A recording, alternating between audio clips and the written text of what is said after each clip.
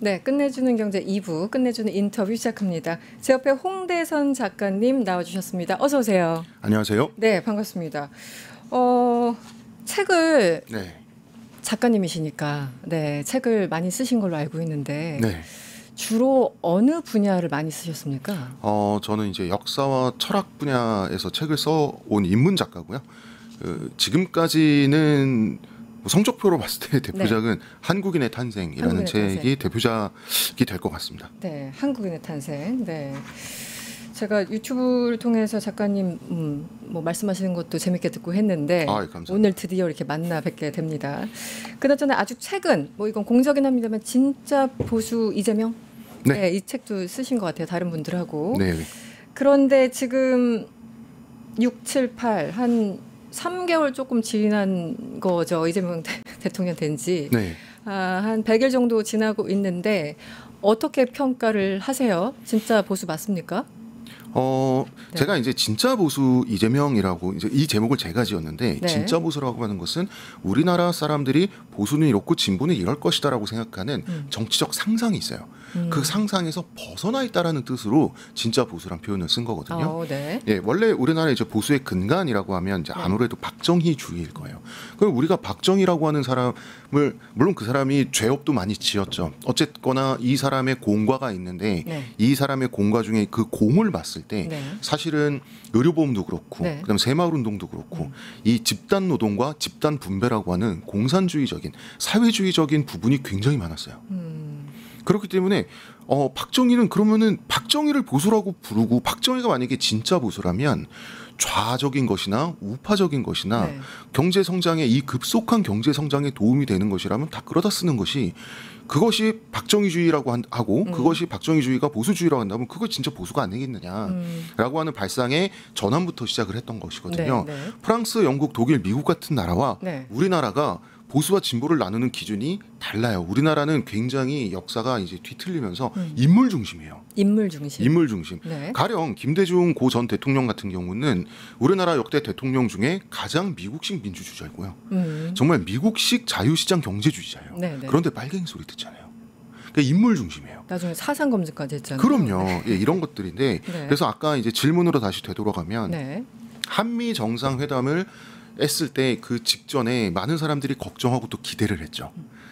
망할까봐 걱정했고 망할까봐 기대를 한 분들이 있었죠. 그랬죠. 예, 그런데 우리가 생각하는 좌파 혹은 심한 말로 하면 빨갱이 대통령인 저 성남 바닥에서 올라온 이재명이 미국 대통령한테 그렇게 잘할 줄 몰랐죠. 예.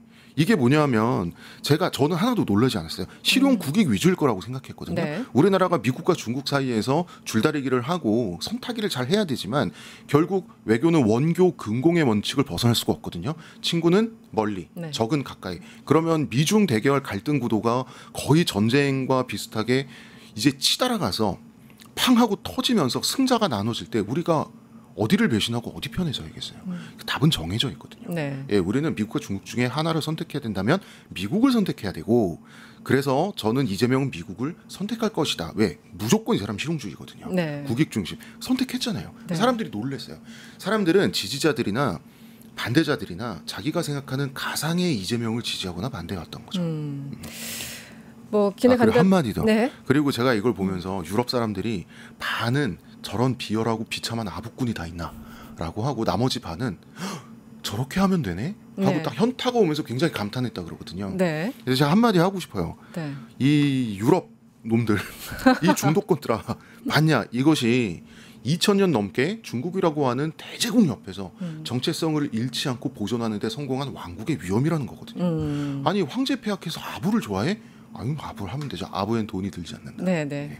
말 한마디 해주는 거 뭐 이런 개념일 수도 있고. 한마디는 아니고 여러 마디 해줬지만 네. 예, 그럼요. 돈이 들지 않죠. 그렇죠. 지금 그래서 유럽의 리더들도 대표적인 이제 마크롱이나 혹은 뭐 다른 나라 이게 약간 성향 따라 트럼프에 대하는 방식이 굉장히 다른 것 같아요. 끝까지 자존심을 지키려고 하는 사람들 이제 그들 관점의 자존심.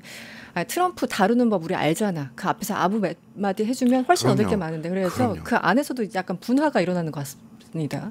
그렇습니다. 트럼프 우리나라 다루기 뭐 이런 거. 네. 그렇죠. 트럼프 다루기. 그러니까 세계가 놀란 건 뭐냐면 트럼프의 약점, 이 사람의 공포와 컴플렉스를 정확히 알고 정확히 찔러서 네. 사실은 트럼프와의 정상회담이라고 하는 것은 일진이 그거잖아요. 옥상으로 따라와. 이거랑 똑같은 거거든요. 그렇죠. 근데 옥상으로 간 거예요. 이번에 우리나라가 늦게 가느라 사실 시간을 많이 벌었어요. 왜냐하면 트럼프는 여기저기서 적을 만들고 네. 계속해서 미국이라고 하는 제1제국의 신망이 내려가고 있고 그럴수록 원래부터 있었던 중요한 동맹인 한국의 가치는 올라가는 거거든요. 네. 원래 트럼프는 한국을 먼저 때리려고 그랬잖아요. 후보 시절에 유세를 하면서부터 한국을 머니머신 가만두지 네네. 않겠다 그랬어요. 그런데 대통령이 딱 되고 취임하고 나니까 우리나라는 공석 상태가 된 거예요. 그렇죠. 예, 윤석열이 계엄해가지고 뭐 탄핵되고 그 다음에 이제 조기 대선 치르고 하면서 그 와중에 미국이 적을 너무 많이 만들어서 그렇죠. 미국식 외교가 어디서부터 어디까지 성공하고 어떨 땐 또 허덕이고 어떨 땐 또 다리를 절게 되는지 우리가 충분히 보고 이제 시간을 갖고 이제 드디어 옥상에 끌려갔는데 네. 외신의 평가에 따르면 상처 하나 없이 악수하고 나왔다. 예, 일진한테 옥상에 끌려갔는데 웃으면서 악수하고 같이 내려온 거예요. 네, 성공한 네. 거죠. 네. 우리 이러다가 트럼프로 자꾸 얘기가 흘러갈 것 같아서 다시 돌아오겠습니다. 일단 저희가 이제 작가님을 모신 이유는 이 보수란 무엇인가, 또 네. 극우란 무엇인가. 우리나라는 지금 기존 사실 양대 정당으로 이 뭐라고 할까요? 적대적 공생 관계라고 할까요? 그렇게까지 표현할 건 아니지만 어쨌든 그렇게까지 양당 표현해야죠. 해도 네, 됩니까? 적대적 공생 관계죠. 그렇게 유지가 되어 왔는데 요즘은 특히 국민의힘을 보면은 예전엔 그냥 마음에 안 들지만 뭐 보수 뭐 이런 식으로 얘기하다가 요즘은 보수 얘기가 절대 안 나오는 상황이 됐지 않습니까? 거의 네. 이제 극으로 넘어가는 상황들 네. 하나하나 짚어봐야 될 것 같은데 작가님이 규정하는 극우 네. 혹은 극우 정당 어떤 성격이 좀 있나요? 극우 정당은 네. 일단 민족주의 굉장히 강력한 민족주의여야 굉장히 이상한 말이지만 극우라는 소리를 들을 자격이 생겨요. 자, 우리가 어떤 네. 유럽의 한 국가에 아주 극우적인 사상에 심취한 청년이 있다고 생각해 보세요. 그 청년을 보면은 자, 이 청년은 뭐 머리도 뭐 네오나치처럼 하고 다닐 수도 있고 한국 사람들, 외국인들, 이제 동양인들 자기 나라에 관광 오면 뭐 괴롭히고 물건 훔치고 뭐 팰 수도 있고요. 네네. 그 다음에 뭐 이 나라에 들어와 있는 외국인들 다 학살해야 된다 이런 말을 할 수도 있고 하여튼 뭐 자기 패거리들이랑 맨날 그 쇠파이프 들고 어슬렁거리면서 다니는 친구를 우리가 한번 생각해 보자고요. 네네. 그런데 이 극우는 잘못된 가치라고 말하기가 쉽고 위험한 가치인 건 맞지만 때에 따라서는 가치는 가치라는 거예요. 그 가치가 가치를 발휘할 때가 있어요. 왜냐하면 네. 그러한 청년은 아마도 길거리를 위협하게 만드는 청년이지만 아마도 자기 조국이 외적의 침공을 받는다면 네. 가장 앞장서서 돌격을 해서 자기 그렇죠. 국가 시민을 지키기 위해서 죽어줄 녀석이기도 하거든요. 그렇죠. 네. 이러한 민족주의성 이거를 지금 국힘이 갖고 있느냐? 아니잖아요. 아니죠. 네. 아니잖아요. 세상에 어느 나라에 극우라고 불리는 집단이 가까운 이웃에게 강제로 불법으로 36년간 강점당한 역사를 미화할 수가 있습니까? 그러니까요. 이거는 있을 수가 없는 일입니다. 그래서 극우인 것도 문제지만 극우로 불릴 자격도 없다라고 저는 생각합니다. 그 보수까지는 바라지도 않고 보수까지 바라지. 보수는 사실 되게 좋은 가치인데 네. 우리나라에서 일반적으로 수십 년간 통용됐던 그 보수란 단어가 굉장히 왜곡됐고 우리나라는 사실 이제 반공 이데올로기를 기반으로 보수 어떤 세력들이 그러니까 보수와 반공 이데올로기는 완전히 다른 건데 그게 혼용되면서 이상하게 어떻게 패거리가 나눠지는 그런 상황이 됐어요. 최근에 보니까 이 중앙대 이 신진욱 사회학과 교수님께서 극우 정당의 특징을 한 4가지로 분리했던데 그 중에 한 3가지가 지금 다 국민의힘에 해당이 돼요. 그러면 나머지 하나도 좀 그럴 거면 갖고 있었으면 좋겠어요. 민족의식.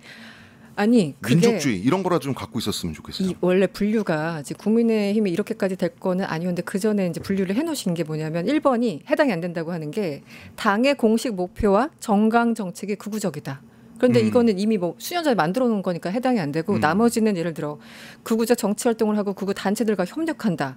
당의 권력 구조 상부에 이들이 있다. 이런 것들이거든요. 그러니까 지금 이 기준으로 본다면 이 연구를 오래 하신 학자 기준으로 본다면 지금 국민의힘이 대부분 다 해당되는 건데. 그래서 제가 드리고 싶은 말씀은 지금 국민의힘이 극우화되어 있다 그러잖아요. 근데 제가 극우란 무엇인가를 지금 우리가 얘기를 하고 있잖아요. 국민의힘은 그렇다고 극우가 아니라고 하기에는 또 극우적 그 특징이 있잖아요. 이거를 우리가 정확히 뭐라고 말해요?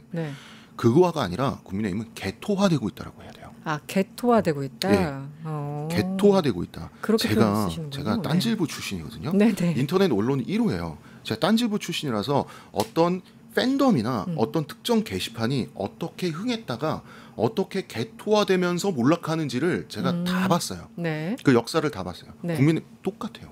지금 딱 그런 상황으로 가고 있다. 그렇죠. 어. 예. 그래서 상식에 벗어난 말, 우리 편이라고 하기에는 너무 확실하지만 상식에 벗어난 말, 어떤 그런 말을 할수록 힘이 실리는 이런 현상 자체가 개토화의 전형적인 그 패턴이거든요. 네. 네. 그래서 극우화라고 하기에는 극우라는 단어가 아깝다. 아깝다 오히려. 네. 아까 그러니까 이게 사실은 우리 극우라고 하는데 조금 뒤에 뭐 얘기할 기회가 있겠습니다만 뉴라이트 뭐 이런 사람들 보면 네. 뭐 보수라고 분리되는데 그 사람들은 보수의 자격 자체가 없고 지금 그 작가님 말씀하신 기준은 극우도 아니고 왜냐하면 뉴라이트나 뭐 이런 사람들 보면은 최소한 우리나라를 위해서 무슨 얘기를 해야 되는데 이 네. 사람들의 기준은 일본이잖아요. 자기네들의 민족이 거의 일본이에요.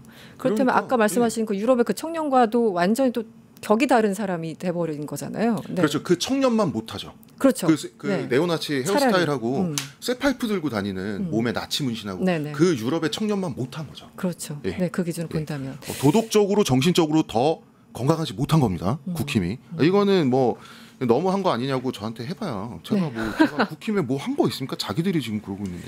근데 이 보면은 저도 이 예전에 한나라당부터 지금까지 쭉 한 20년 동안 이 당을 보고 있는데요. 네.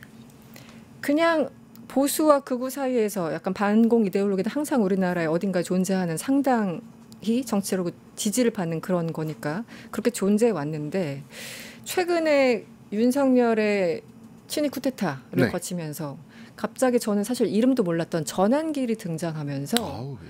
성격이 너무 확 변하는 거예요. 네. 그리고 말씀하신 유럽이나 정당들은 뭐 반이민이 됐든 뭐든 민족주의가 됐든 내부에서 생성이 되면서 이렇게 약간씩 성장하는 그런 분위기인데 우리나라는 기존에는 그 커다란 국민의 힘이라는 정당을 이 작은 뭐 전환길이나 이런 사람들이 약간 먹어버리는 듯한 느낌? 네. 그래서 뭔가 양상이 완전히 다른 것 같아요. 국어화되는 양상이. 이걸 어떻게 보십니까? 아, 네. 네. 그게 이제 그 JMS라고 하는 사이비 집단에서 아, 네. 그 조유경인가요? 그 있습니다. 그 어떤 한 여성이 그 JMS 정명석의 총애를 받아가지고 이제 네. 2인자가 됐지. 네, 네. 그런 거예요. 왜 그러냐면 이거를 종교로 봐야 돼요. 법적으로 국민의힘은 대한민국의 정당이 맞아요. 그럼 본질적으로 보면 원래는 떴다방이었거든요. 네, 부동산 떴다방이었는데 네. 지금 떴다방에서 한 단계 더 타락을 해서 사이비 종교가 됐어요. 이거 종교로 봐야 돼요. 저는 이제 제가 그 카톨릭이거든요. 그래서 네. 성경을 많이 읽었습니다만 네. 성경을 읽다 보면 이 기독교라고 하는 것은 그리스도교를 기독이라고 하는 거고 이게 그리스도교가 맞는가? 이 그리스도교인이라면 한번 좀 이렇게 열받는 대목이 있어요. 왜냐하면 예수님은 그런 말 한 적 없는데 예수님이 돌아가시고 나서 사도 바울이 교리를 다 만들어요. 그러니까 사실 이건 예수교라기보다는 바울교라는 생각이 들 정도의 어떤 그 시기가 있어요. 네. 그래서 지금 이걸 보면은 자 예수님을 탄생시킨 게 누구겠습니까? 세례 요한이죠. 예, 세례 요한의 역할을 이준석이 했죠. 윤석열의 팔을 잡아 끌고, 네. 예, 그 여성가족부 폐지 이거 일곱 글자부터 이제 지지율이 반등시켜가지고 이준석이 정말 이 뚱뚱한 아저씨 끌고 다니면서 막 인사시키고 하면서 어떻게 대통령 만들었잖아요. 네. 그 이제 윤석열은 예수죠. 예, 뭐 뭡니까? 굳이 비유를 하자면 네, 본디오 빌라도에게 고난을 받으사 이재명에게 고난을 받으사 뭐 감방에 끌려가시고 죽은 자 가운데서 다시 살아날지는 모르겠으나 네. 여기서 전환길이 원하는 건 사도 바울이 되기를 원하는 거예요. 아, 전환길 그래서 역할이. 네, 국힘이라는 종교의 교리를 자기가 만들고 싶어하는 거예요. 그래서 지금 국힘은 떴다방이었던 것도 옛 추억이다. 옛 추억이다. 네, 현재 사이비 종교 집단이 됐는데 굉장히 어설프죠. 왜냐하면 사이비 종교 집단으로 출범한 지가 이제 얼마 안 됐어요. 정말 짧은 시간에 이렇게 후다닥 성격이 변한 거예요. 예, 그래서 당이. 지금 그 내부 조직 정리가 안 됐어요. JMS나 신천지 이런 거 보면 좀 오래돼가지고 되게 일사불란하잖아요. 네네. 예, 지금 그러고 있지가 않은 거죠, 국힘은. 지금 한참 그러니까 뭔가 이렇게 지각 변동이 내부에서 일어나는데 정리는 아직 안 된 상태예요. 네. 그래서 이번에 놀랐던 게 이 국민의힘이라는 거대 정당이 어떻게 주변부에 사실은 사람들이 거의 인지도 못하고 있던 한 명, 뭐 전환길로 대표되는 그 세력들, 이런 세력들이 그냥 집어삼키는. 예전엔 전환길이 아니라 누구죠? 그 목사라고 주장하는 갑자기 정광훈. 네네네. 네, 정강훈이 먹어버리나 이거 근데 이제 정강훈은 요즘은 사실 보이지도 않고 전환길만 보이는 상황이 돼서 네. 어떻게 이렇게 급속도로 파고들 수 있을까? 그리고 그게 어느 정도 그냥 파고드는지 우리 약간 관전하고 있었는데 네. 이번에 전당대회라는 표로 나타나는 그 전당대회를 통해서 완전 먹혀버렸구나가 드러난 거잖아요. 그래서 그렇죠. 장동혁이 그렇죠. 대표가 되고. 그거는 뭐냐면 네. 전광훈한테든 전환길한테든 먹힘당하기 쉬운 상태라는 게 문제인 거죠. 이미 그런 느낌이. 상태였다. 예, 이미 그런 네. 상태이기 때문에 소위 말로 개나 소나 숟가락을 한번 올려볼 수 있는 거죠. 빤스 목사, 빤스 발언 기억나시죠? 네, 정말 빤스 목사. 목사도 네. 숟가락 한번 올려놓고 하여튼 그러다가 이렇게 됐는데 사실은 이 장동혁이 지금 됐지 않습니까? 네. 그런데 지금 이거를 보면은 이것도 자, 이거 제가 아까부터 성경 얘기를 했는데 이게 지금 종교기 때문에 전환길은 아까 사도 바울 얘기했지만 이제 그건 신약이고 구약의 세계에서 전환길이 원하는 건 사무엘 선지자 사무엘이 되고 싶은 거예요. 왜냐하면 그 이스라엘 왕국의 가장 유명한 왕이 다윗이지 않습니까? 네. 그 아들이 솔로몬이고 근데 그 바로 윗대 왕이 사울이에요. 사울 왕도 다윗 왕도 이 사람을 왕으로 세워야겠다라고 사무엘이 정한 거예요. 네, 자기가 만든 굉장히 예쁘고 아름다운 허수아비를 네. 왕으로 세워서 네. 자기의 어떤 종교적인 정치적인 논리가 통하는 국가를 만들겠다. 이게 사무엘의 욕망이었어요. 네. 그래서 사울과 다윗 두 사람 다 사무엘의 선택을 받았잖아요. 두 사람 다 공통점이 있어요. 어떤 거죠? 키가 크고 잘생겼어요. 아 그래요? 예, 그런 것도 세우기 있습니까? 좋은 거예요. 앞세우기 좋은 거예요. 네네. 예, 그랬는데 사울이 애초에 사울 넌 됐다 하고 다윗을 새로 찾은 이유 자체가 사울이 사무엘 말 안 들었기 때문이에요. 그럼 다윗은 사무엘의 말을 들어줬냐? 안 들어줬어요. 그래서 지금은 친해 보이지만 다 자기 입속이 있겠죠. 아니 그 뭡니까 장동혁이 이미 당대표 되고 그랬는데 이제 권력이 좀 생기고 자기 영향력이 생기고 그러면 왜 그때 또 전환길 말을 들어줄까요? 네, 저는 그럴 거라고 쉽지 보지 않죠. 않습니다. 네. 예, 전 그 정도의 의리가 있으려면 사람이 의리 있는 사람들 특징이 있어요. 네. 의리 있는 사람들은 기본적으로 애국심을 갖고 있어요. 어. 전 그분들한테 전혀 하나의 애국심도 보이지 않기 때문에 그 정도의 의리는 없을 것이다. 의리와 애국심이 연결이 되는군요. 그럼요. 저는 왜냐하면 애국심이란 건 애국심도 전 의리의 하나라고 생각하거든요. 그렇군요. 그럼요. 재미있는 동료 해석이네요. 시민에 대한 의리가 애국심이죠. 아. 자기 역사, 자기 그렇지. 민족사, 역사에 그렇지. 대한 의리가 애국심이죠. 어떤 상황에서도 이 의리는 지킨다. 어떤 상황에서 우리 나라만큼은 지킨다. 아 이런 개념으로 네. 재밌는 포인트인데요. 네.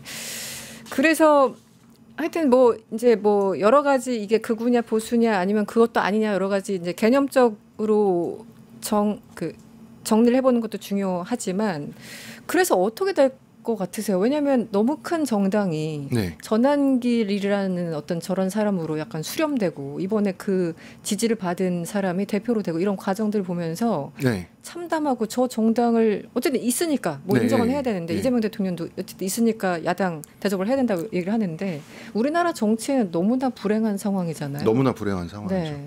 그래서 사실은 개토화 그 부분. 네. 그래서 이 개토화돼 가고 있는 국민의힘은 사실상 두 가지 선택지밖에 없다고 보여지고 이 두 가지 선택지 밖에 없어야 나라에 좋다고 생각해요. 그건 뭐냐면 네. 자살이냐 타살이냐. 자세히. 예, 자살은 계속 이렇게 하든 그냥 망하는 거고요. 네. 타살은 정당 해산 당하는 거죠. 정당에서. 예. 그리고 정당 해산 당할 명분과 어떤 법적인 전례가 이미 완성돼 있죠. 그렇죠. 통진당 해산 사태 있지 않았습니까? 네, 네. 그거 국힘이 주도했잖아요. 그렇죠. 예, 그런데 통진당보다 더 큰 잘못을 해고 명백하죠. 그렇죠. 예, 그렇기 때문에 그 국민의힘을 정당 해산을 시켜버리면 많은 국민들이 뭐라고 하겠죠. 그럴 수 있죠. 예, 그러나 국민의힘 당사자들, 국민의힘 의원만큼은 너님은 가만히 있어야죠. 네. 당사자들. 그것이 정의롭고 논리적인 제가 국민의힘이 너무 잘못하고 있으니까 여기 나와서 국민의힘한테 뭐라고 하는 게 제가 너무 마음이 자유롭거든요. 네. 너무 좋아요. 이 시간이 길었으면 좋겠어요. 지금 발언이 너무 자유로워서 즐겁다. 네. 그런데 제가 이 질문을 드린 이유는 그렇게 개토화되고 스스로 그냥 그렇게 사그라들면 괜찮겠지만 왜냐면 너무 이제 극우화 혹은 그 이상으로 가버렸기 때문에 그런데 이번에 뭐 더 잘 아시겠지만 대선 결과를 보면 42, 49 나왔잖아요. 네. 물론 그때 이제 후보는 김문수 후보였지만 내란은 저질렀어. 네. 그리고 그 수계는 지금 뭐 구속됐어. 네. 그럼에도 불구하고 우리나라에 투표한 사람의 42%가 그 정당을 찍고 있어. 네. 이건 상당히 무서운 거잖아요. 그렇죠. 네. 자기 적이라고 상대라고 생각하는 그 세력을 너무나 미워한 나머지 인정할 수 없어서 네거티브 투표를 하는 거죠. 그러니까 우리 사회의 그렇죠. 분노나 불신이 그만큼 지금 너무 진짜 맥스도 초과한 것 같아요. 양극화 네, 이상의 어떤 예, 정치적 관념의 좌우의 양극화가 너무 심합니다. 음. 너무 심해서 사실은 그 싫어하는 사람의 반대편에 있다고 나의 친구고 나의 친구기 때문에 정의로워야만 하고 이런 억지스러운 네. 이런 심리에 너무 매몰되지 마시고 좀 더 차분히 거리두기를 해서 지금 무엇이 가장 나라에 안 좋고 나에게도 안 좋고 무엇이 가장 합리적일까를 좀 생각을 해보셔도 될 것 같아요. 네. 그러니까 지금 사실 이재명 대통령의 행보에 대해서 좌도 우도 다 놀라고 있거든요. 사실 생각하는 것보다 잘하고 있잖아요, 지금. 지금 그렇죠. 네, 네. 그렇기 때문에 소위 말하는 현타 타임이 많은 사람들한테 왔을 것 같아요. 그 현타를 느끼는 기간을 좀 최대한 많이 잘 대통령께서 유지를 하고. 하셨으면 좋겠습니다.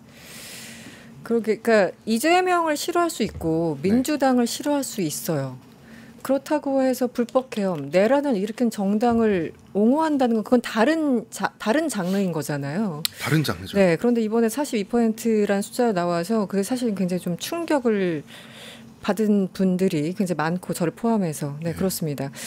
어쨌든 뭐 시간 지금 많지는 않은데요. 네. 우리나라 굉장히 긴 정치적인 격동의 시기를 수십 년간 뭐 정전협정 53년 7월 그때부터 이제 네. 지금까지 다 해방 이후 지금까지 항상 분주하고 바빴고 격동이었죠. 근데 뭐 다 떠나서 군부 독재 끝난 게 이제 90년대 이제 김영삼 때부터 문민 정부인 거잖아요. 노태우까지를 뭐 어떻게 할 수는 없고 어쨌든 90년 이후 생각한다면 한 30여 년 정도 민주주의 시스템을 어쨌든 형식적으로 갖추고 이어져 왔는데 이번에 내란 겪으면서 우리 사회 곳곳에 있는 이런 이상한 세력들, 말도 안 되는 이 민주주의 시스템에 대해서 여전히 적응도 못하는 사람들이 많다는 걸 확인하게 된 것 같습니다. 어떻게 해야 될까요, 앞으로? 네. 일단은 그 첫 번째 이제 87년 민주화가 완성되고 난 이후 그다음에 이제 민주화가 완성됐어요.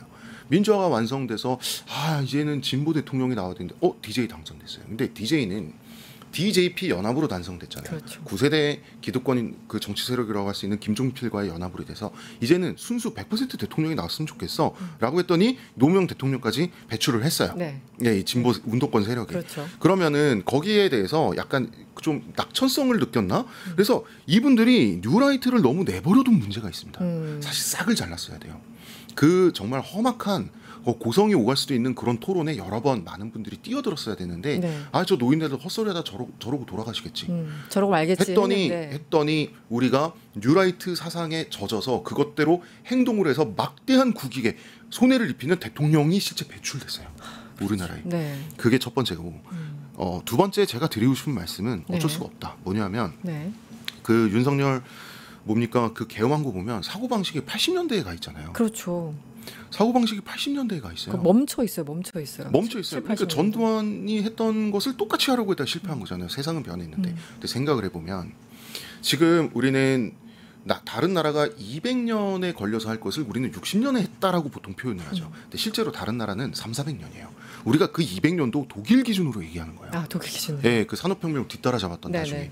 그건 뭐냐면 그 200년이라고 치면 이거는 산업적으로는 산업혁명 일어나기 전에 전근대 1차 농경사회 뭐 이런 거 그다음에 정치적으로는 어떤 국가 지도자가 임금처럼 행세하는 게 당연한 사회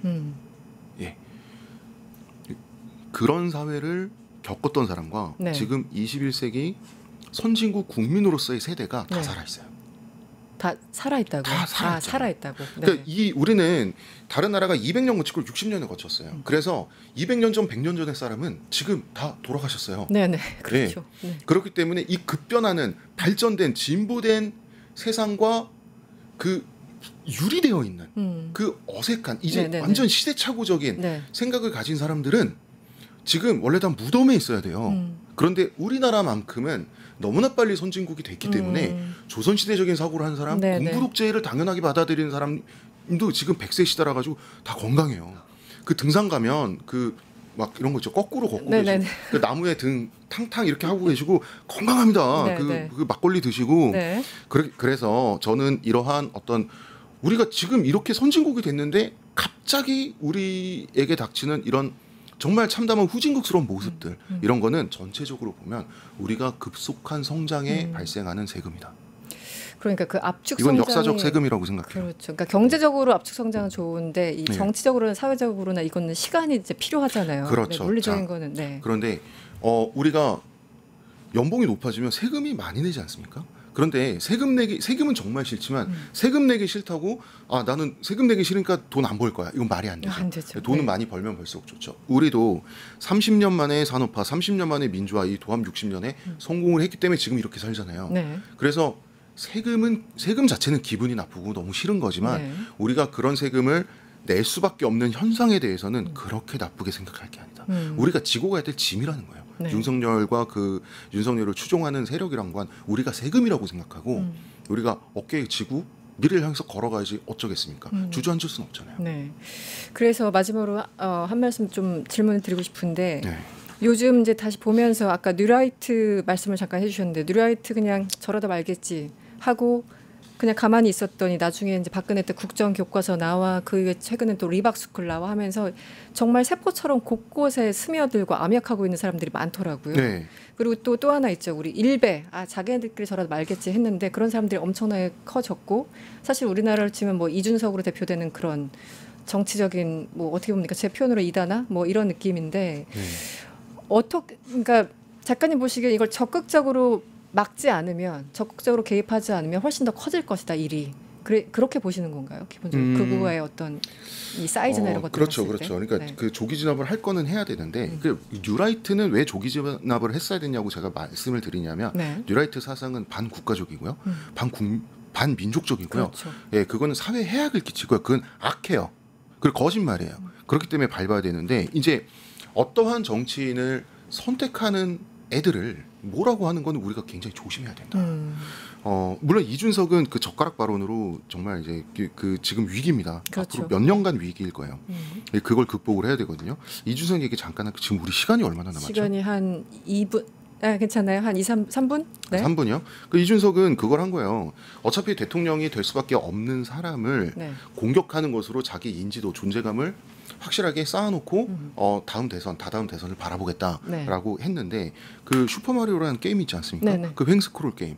예. 그 보면 이제 그 귀엽게 생긴 그 톡 쏘는 이탈리아 아저씨가 이제 막 버섯 먹고 다니잖아요. 네네. 근데 그 버섯이 잘 나오는 구간이 있어요. 어디 그 벽돌 코너에. 네, 맞아요. 예. 거기서 그 계속 이걸 하면 계속 버섯이 났어요. 띠링띠링띠링 하고 계속 버섯 먹으면서 스테이지 올라가요. 네네. 예. 이준석 그걸 한 거예요. 제가 그걸 한 네, 거죠. 스테이지를 깨야 되는데 앞으로 가야 되는데 그러니까 계속해서 띠링띠링 버섯 점수가 올라가네 해서 젓가락까지 간 거거든요. 망했죠. 그러니까 이제 왜 그런 일이 벌어졌냐? 20대 그 2대남, 3대남들이 마음 둘 곳이 없어요. 이준석을 키운 것은 민주당도 사실은 역할을 했다. 예. 민주당도 분유와 뭐 이런 걸 많이 이유식을 많이 갖다 준 거예요. 뭐냐면 그 제가 민주당 분들에게 꼭 드리고 싶은 말씀은 네. 민주당 도덕적인 거 있어요. 그러나 도덕적인 것과 도덕주의를 갖고 있는 건 달라요. 다르죠. 네. 사람이 권위가 있어야죠. 존엄성이 있어야죠. 하지만 권위주의라고 하면 그것은 다르죠. 독재 같은 굉장히 포괄적인 체제를 뜻하잖아요. 사람은 뭐가 도덕적이냐? 내가 틀릴 수도 있고 내가 한 말이 잘못될 수도 있고 네. 반성할 수 있는 가능성을 남겨놓는 건 도덕적이죠. 네. 그러나 나를 지지하지 않는다고, 나와 지지하는 사람이 다르다고 너는 나쁜 애고 일배다라고 얘기한 건 도덕주의예요. 그렇죠. 예, 네. 네. 그 민주당 그리고 민주당 지지하는 아저씨들의 도덕주의가 20대 남자애들 너무 삐지게 만들었어요. 무슨 말씀인지 마음 둘 알겠어요. 곳이 없으니까 네. 이준석한테 많이 갔어요. 일베 이번에 이재명 대통령 그 방미 성과를 가장 인정하고 칭송하는 사이트가 일베랑 똑같은 취급을 받는 FM 코리아예요. 그렇습니까? 예, 이 친구들 애국심 있어요. 예. 칭찬을 해요. 저는 안 들어가 봐서. 예, 네. 이준석 지지할 수도 있는 거거든요. 우리나라 현존하는 정치인이잖아요. 내가 싫어하는 이준석을 지지한다는 이유만으로 너는 일배나 다름없어라고 말하는 것은 도덕주의에 기반한 폭력이다. 그래서 폭력에 노출되면 당연히 사람은 반응을 해요. 왜 애들을 그렇게 마음을 괴롭힙니까? 네. 그러지 말고 다 품고 갈 수 있는 네. 그러한 그런 이해력. 네. 그 이해라고 하는 것은 우리가 사람은 아는 거에 대해서는 이해한다고 말하지 않아요. 안다고 하지. 이해는 알려고 하는 노력이에요. 네. 예. 알겠습니다. 이해합시다. 오늘 보수부터 극우 또 극우조차 못 되는 사람들까지 네. 그리고 국민의힘은 어떻게 가고 있는지에 대해서 우리 작가님과 말씀 나눠봤습니다. 홍대선 작가님이었습니다. 오늘 고맙습니다. 네, 감사합니다. 네, 끝내주는 경제 저도 물러갈 시간입니다. 오늘 들어주셔서 감사하고요. 다음 이 시간에는 새로운 진행자가 나올 겁니다. 여러분 고맙습니다.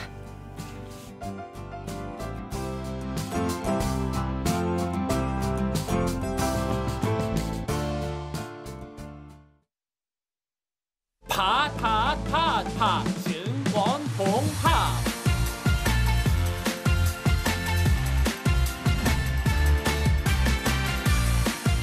이제 저녁 8시 30분 퇴근 후 퀴즈 한판 혼자 하지 마세요. 같이 해요. 매일 저녁 8시 30분 많은 참여 바랍니다.